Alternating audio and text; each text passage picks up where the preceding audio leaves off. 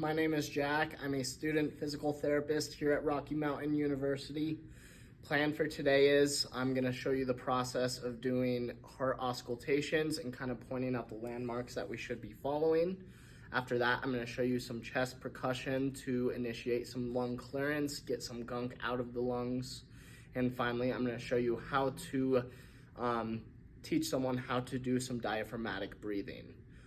With that being said, hello Ashley, how are you doing today? I'm good, just a little stuffy. Okay, well, it's coming into cold season, so I'm sorry to hear that, but just try to wash your hands and continue to stay healthy, okay? Plan for today, I'm gonna listen into that heart, kind of check for auscultations, which is pretty much checking different points around your heart and trying to listen for different sounds. We're gonna clear out some of that lung gunk for you, just doing some chest percussion. I'm gonna show you some breathing techniques, which include diaphragmatic breathing, okay? Okay. So Sounds in good. order to listen to your heart, if you don't mind, we're gonna go ahead and remove that shirt. Okay. Thank you. A little mnemonic we like to learn and kind of memorize is all pigs eat too much. There's 5 points that we're aiming to listen to the heart here. The first one is just in that right side of the patient, intercostal space after the second rib. So that's aortic. So we're listening to the closing of the semilunar valve on that right side. And then we're gonna cross the sternum, going to that second intercostal space on the patient's left side. So all pulmonic. So we're listening to, again, the semilunar valves closing again. And then we're gonna move down from that point, going to the third intercostal space, which is Erb's point. And then we're gonna go down to the fourth intercostal space, which is the tricuspid valve. And then we'll finally go down to the fifth intercostal space and a little more lateral, about mid-clavicular, to aim for that mitral valve.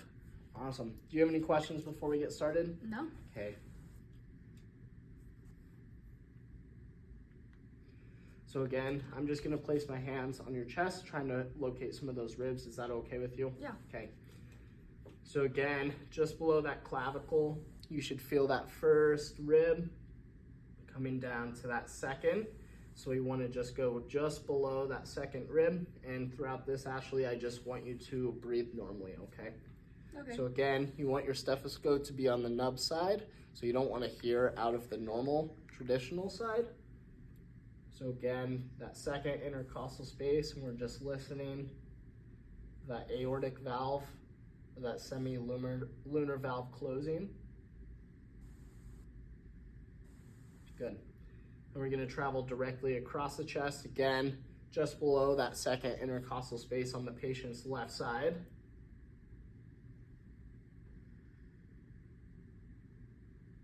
Good.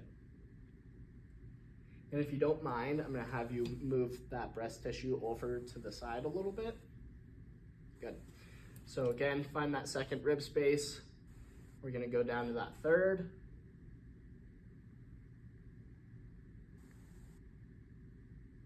So this is Erb's point. Good. And then we're gonna go down one more. That third.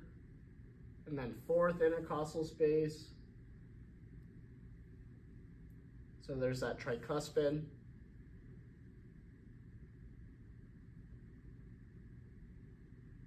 Good. And I'm gonna have you go ahead and lift that breast tissue up for me. Thank you. So again, we're gonna go from that fourth down to that fifth rib space. And we're coming just in that intercostal space, going a little lateral, about mid-clavicular. And we're listening for that mitral valve.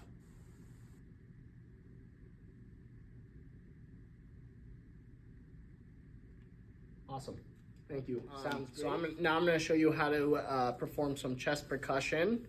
We're aiming for that right middle lobe. Overall, we're trying to get some gunk out. Overall, clear up that lobe. So I'm going to give Ashley a tissue here, just in case we have to cough during it. So just reflecting on some of the positioning here. We're gonna put up the headrest, on a pillow. And during this right lobe percussion, you do want the feet to be elevated, kind of lower extremity elevated a little bit. It's really going to help with that drainage of the right middle lung. So when you're ready, Ashley, we're just gonna lay down on your left side, okay? Feet or knees kind of stacked up here. I want that hip line to be kind of just before the edge, okay? Okay. I'm gonna grab you another pillow so you're nice and comfortable. And you can go ahead and put that right.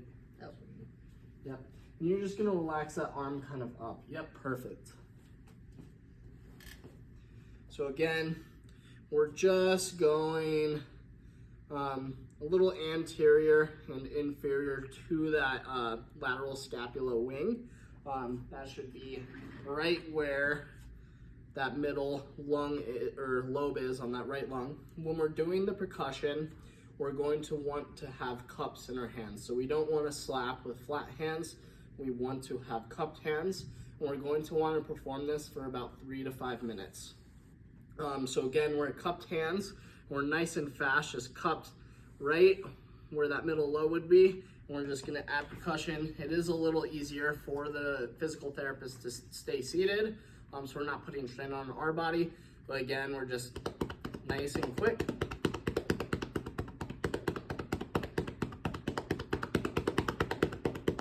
Are we okay?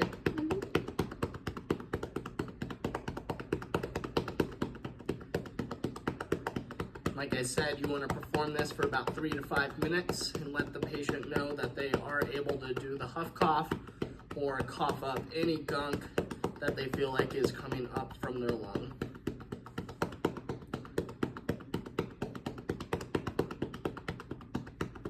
Again, just making sure we maintain the cups in our hands.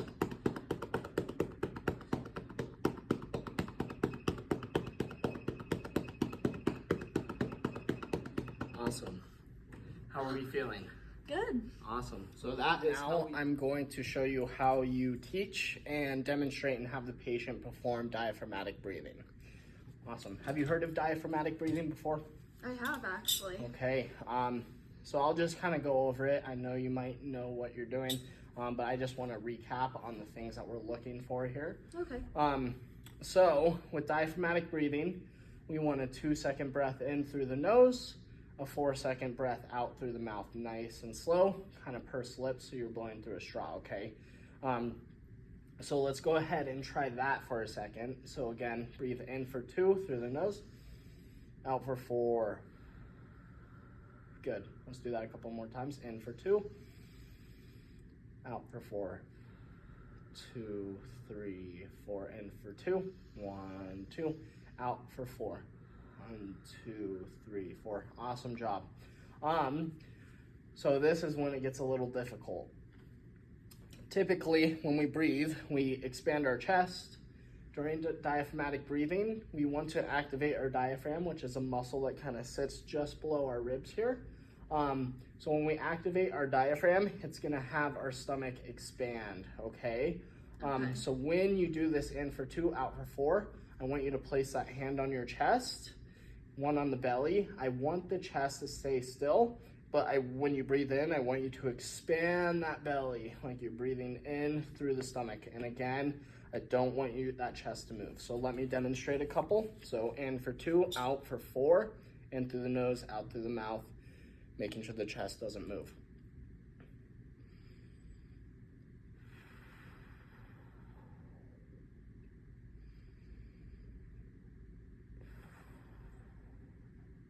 Good. And did you see how my chest was not moving, but my stomach was? Perfect. So when you're ready, yep, I like that. And again, in for 2, out for 4, in through the nose, out through the mouth. Make sure that chest doesn't move, okay? Expand that belly. When you're ready, in for 2, out for 4, out your mouth. Oh, sorry. In for 2, out. Good. Let's try to keep that chest down only through your belly. You don't have to take it deep. There it is. That is perfect. Out. In for 2, 1, 2, out for 4. 1, 2, 3, 4. In for 2. Good. Reason for doing diaphragmatic breathing. It's just a good breathing technique to do during exercise, during resting. It really just calms down the pulmonary and lung system and overall helps the patient stay comfortable.